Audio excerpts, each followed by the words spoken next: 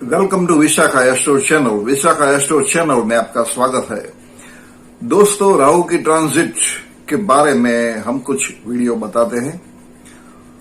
आज हम बात करेंगे धनु लग्न के लिए। राहु जो है वो वृषभ में से मेष राशि में आ चुका है और मेष राशि में अक्टूबर 2023 तक रहने वाला है। 18 महीने तक, 1.5 साल तक मेष राशि में रहने वाला राहु धनु लग्न के जातकों के लिए कैसा रहेगा उसके बारे में हम आपको बताएंगे। It is very interesting. ध्यान से देखिए पूरा वीडियो। अगर आपकी हॉरोस्कोप में फर्स्ट हाउस में 9 अंक लिखा है तो आप धनु लग्न के जातक है। तो यहां धनु लग्न के जातकों के लिए हॉरोस्कोप के मुताबिक आपके पंचम भुवन में राहु आया है।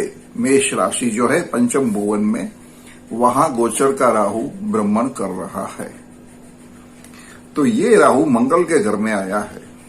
मेष राशि, क्योंकि मेष राशि मंगल के घर की राशि है, तो मंगल के साथ ताल्लुक रखता है राहु।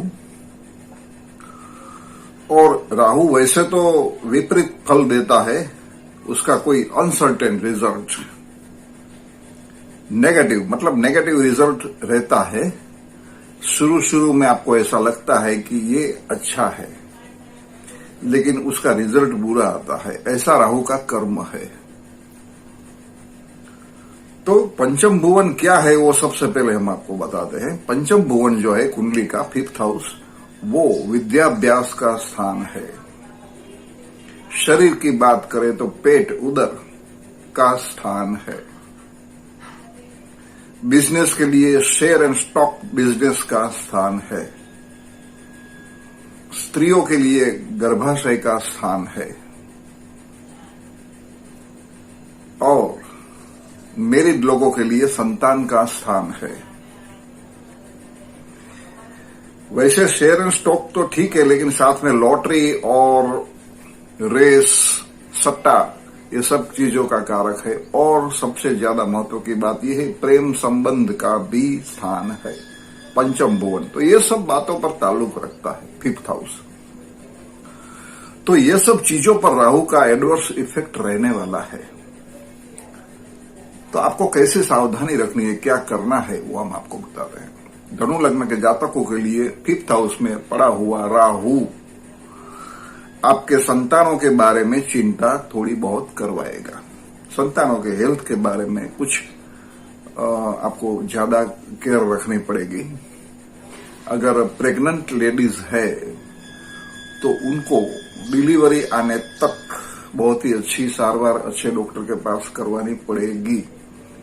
नहीं तो क्या है, थोड़ा ऑपरेशन का चांसेस रहता है, या तो बच्चे के लिए अच्छा नहीं रहता है, ऐसा कुछ है। और आपके संतानों की विद्याभ्यास, आपके संतानों की जो पढ़ रहे हैं एजुकेशन के लिए, उसके ऊपर ज्यादा ध्यान देना पड़ेगा।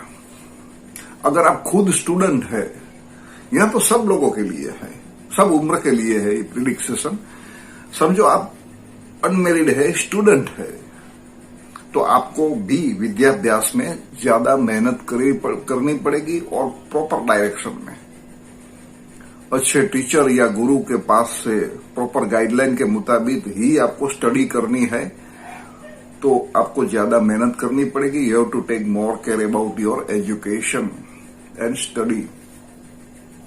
अगर आप शेयर एंड स्टॉक बिजनेस में कुछ कर रहे हैं काम, तो आपके लिए ये समय 1.5 साल तक अच्छा नहीं है। ज्यादा आप मूड़ी मत उसमें एडजस्ट करें। पैसों के लिए आप शेयर बाजार में की बजाय कोई आप सेविंग्स करें। सिंपली शेयर एंड स्टॉक में आपका ये समय अच्छा नहीं है। प्रेम संबंध, if you are in love with someone, आप स्त्री हो या पुरुष हो, आप अगर किसी के साथ आपको प्यार हो गया है, तो आपके पार्टनर के साथ कुछ अनबनी हो सकती है। तो रिलेशन मेंटेन करने के लिए बहुत केयर रखना पड़ेगा, थोड़ी सावधानी रखनी है आपको, क्योंकि यहाँ जो राहु है वो विपरीत फल दे सकता है। तो ये सब चीजों जो है वो 5th हाउस के पर्टेनिंग होती है। और एक भी बात है, क्योंकि वहां केतु सामने है, बैठा है एग्जैक्टली 11वां स्थान में, लाभ भुवन में केतु पड़ा है। तो यहां क्या होगा, सीधी दृष्टि तो राहु करता ही है, 7वीं दृष्टि से 11th हाउस को देखता है, जो दोस्तों का स्थान है, फ्रेंड्स, मित्र। तो आपको मित्रों के साथ भी कुछ ना कुछ संबंध में गड़बड़ी हो सकती है, तो उनके साथ भी आपका अच्छा रिलेशन बना रहे, इसलिए आपको कुछ समाधान भी करना पड़े तो करना। लाभ स्थान भी है, house of benefit, 11th house. तो यहां कुछ बेनिफिट होने वाला नहीं है। तो आप कुछ भी करेंगे, कुछ भी कार्य करेंगे, बेनिफिट का मतलब सिर्फ पैसा नहीं, आप जो भी कार्य करते हैं उनमें सफलता मिलने के चांसेस कम रहता है। अब बिजनेस करते तो प्रॉफिट कम हो जाएगा, आपको ज्यादा स्ट्रगल करनी पड़ेगी। तो यहां भी आपको सावधानी रखनी है, ये बात है। और 5th दृष्टि से ये पंचम भुवन में जो राहु है वो भाग्य स्थान पर देखेगा, जो धर्म का स्थान भी है, विदेश यात्रा का भी स्थान है।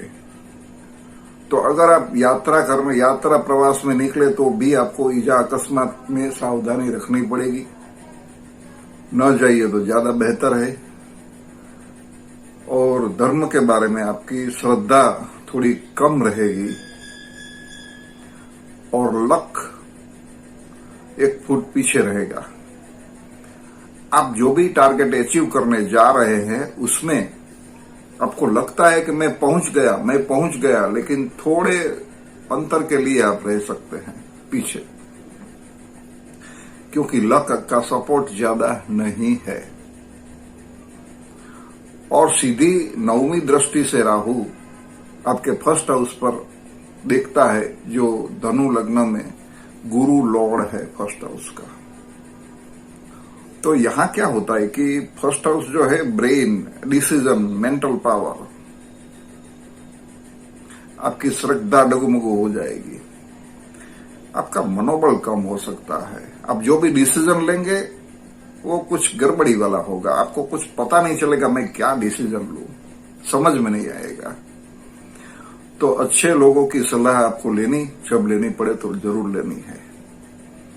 ब्रेन के संबंधी कुछ ना कुछ छोटी मोटी बीमारियां हो सकती है, सिर पर चोट ना लगे उसका भी ख्याल रखना है। आपके जो विचार है वो आपको भ्रमित कर देंगे, सपना ज्यादा दिखाएंगे, लेकिन कुछ करवाएगा नहीं राहु। लेकिन ये जो चीज बताई हमने, सिर्फ राहु का फल के बारे में कुछ बताई है, लेकिन इसके साथ एक बात बहुत जरूरी है कि मंगल की पोजीशन आपकी कुंडली में अगर अच्छी है, स्वगृही मंगल है, उच्च है या केंद्र त्रिकोण में बैठा है, तो अच्छी पोजीशन में है, अच्छे ग्रह के साथ है मंगल, तो आपको ज्यादा नुकसान होगा नहीं। और मंगल अगर वीक है, बराबर नहीं है, तो राहु अपने पूरा पावर एडॉप्ट करेगा और आपको कुछ छोटी मोटी हानियां पहुंचा सकता है। तो ये बात हमने कही धनु लग्न के जातकों के लिए मेष राशि का राहु में कैसा फल रहेगा। आपको ये वीडियो जरूर अच्छी लगी होगी, लाइक कीजिए, शेयर कीजिए, अगर चैनल सब्सक्राइब नहीं तो सब्सक्राइब भी कीजिए। और थैंक्स फॉर वॉचिंग।